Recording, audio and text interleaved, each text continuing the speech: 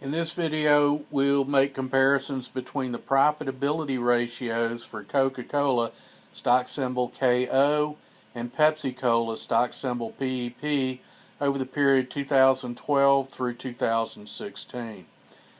Alright, profitability ratios measure how much income is being generated either per dollar of assets, per dollar of equity, or per dollar of sales.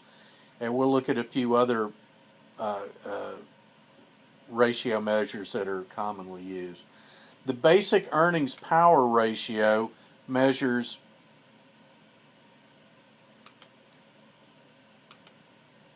operating income, or EBIT, divided by assets. Alright, so that's the operating income generated with the assets that you own. And here with the Coca Cola, we see that that's sort of declining, but it's about 12.5% in 2012, has dropped to a little bit less than 10% in the latest 2 years. And Pepsi's is higher, all right, about 12.5% to 13%. So the basic earnings power is higher with Pepsi. Now, higher or lower this is just operating income, but it's different ways of getting to the same place. If we go looking at the numbers, operating income for these two firms has dropped, right? Went from about $10.5 billion down to $8.5 billion for Pepsi and for Coke, and for Pepsi it's actually increasing. But then if we compare that number to assets, which is what this ratio does, the total assets for both firms, I'll copy that up and put it up here where we can see it better.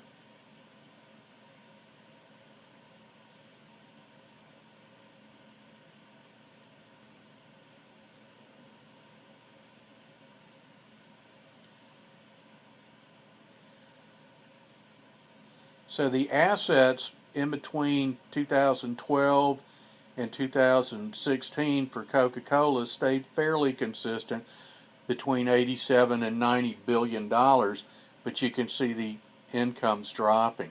Now, you could have had the same stable income, but an increase in assets, and it would have shown you the same pattern in the numbers. With Pepsi, about $75 billion of assets, and the operating income is actually increasing. So when we go and look at these ratios, the ratio value, ratios in and of themselves don't tell us anything, but they tell us if you see a pattern change or you see a difference, it points you where to go look. And here we see that Pepsi has fewer assets than Coca Cola, and only about $75 billion, and their operating income is on the increase, whereas Coca Cola had about $90 billion of assets and the income was on a decrease. All right, return on assets is, instead of using EBIT, we use net income. All right, so net income per dollar of assets.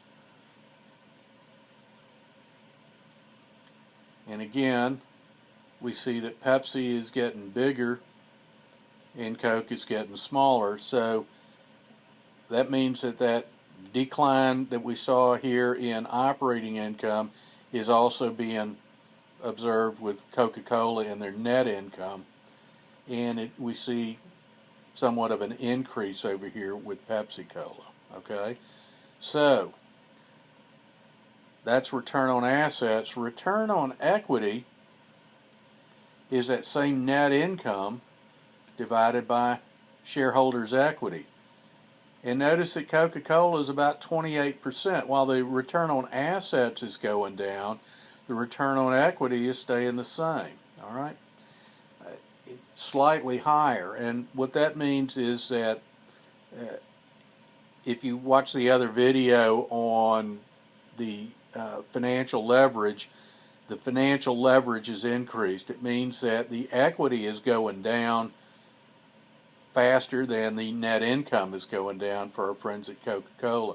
Notice how high it is for Pepsi. Those are really incredibly high numbers, but that reflects the increasing amount of financial leverage. All right, so if that's total assets, we can go down here and find the total equity for both firms. Copy that up to the top so we can, makes it easier to look at it all on the same screen. What you can see here is Coca-Cola's net income is decreasing, but their equity is decreasing faster, so that the ratio of net income to equity is actually getting a little bit better. And for Pepsi, what we see is a dramatic decrease in equity. Went from $22 billion to $11 billion, so they cut their equity in half, and their net income is roughly staying the same. So that's what the cause of the Pepsi ROE number with the dramatic increase. It's not that they're earning that much more income, it's that they have cut equity in half, and that's what caused the doubling of the return on equity. They're not more profitable, they just have more financial leverage, less equity to compare the net income to. The gross profit margin, operating profit margin, and net profit measure the return on sales. Okay, so gross profit is how much is left over after paying for the cost of goods sold. Operating profit is how much is left over after paying all the operating expenses. And net profit is the bottom line. And we can see that Coke is higher than Pepsi. If you have watched the common size income statement video for these two firms, all these numbers were reported in there because they're all a percent of sales anyway. And we can see that starting with the gross profit margin, the Coca-Cola has just a higher gross profit margin than about 5 points higher than our friends at Pepsi, and that translates through all the way down to net profit. All right, the operating profit, the operating expenses as a percent of sale are roughly the same for both firms, and the tax rate's roughly the same for both firms. So the 5% increase, or the 5% difference up in here, continues to flow on through. But we also see that the net profit margin for Coca-Cola is decreasing, and the net profit margin for Pepsi Cola is arguably increasing. But again, there's a, it's hard to pick out trends from just 5 numbers. Or it's hard, sustainable trends, I guess I should say. All right, so return on invested capital is essentially the net income divided by the short-term debt, long-term debt, and shareholders' equity. In some firms, some analysts use that as a return on the invested capital. That's the capital that comes from shareholders, as opposed to, say, the return on assets. Those assets are also funded with money that we receive from non-investors, such as our suppliers who lend us money to buy their product through accounts payable. I'm also including the free cash flow per dollar of sales. Free cash flow, some analysts use free cash flow as a better measure of profitability than net income. Free cash flow measures how many dollars flowed into the company from its operating activities. All right, and this actually measures dollar bills in and out of the firm, minus what they had to pay to replace property, plant, and equipment. So with the free cash flow, while the net profit margin is showing a hefty 15 to 20%, we actually see the free cash flow as a percent of sales and free cash flow as a percent of assets. As a percent of assets, it's very similar between these two firms. And as a percent of sales, All right, again, Coca Cola appears to be the more profitable firm. All right, but again, more profitable depends on how you measure more profitable. Per dollar of sales, Coca Cola is better.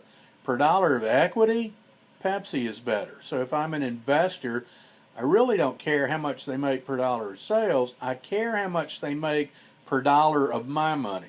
And that's something that we will look at more in depth in the video on Dupont Analysis.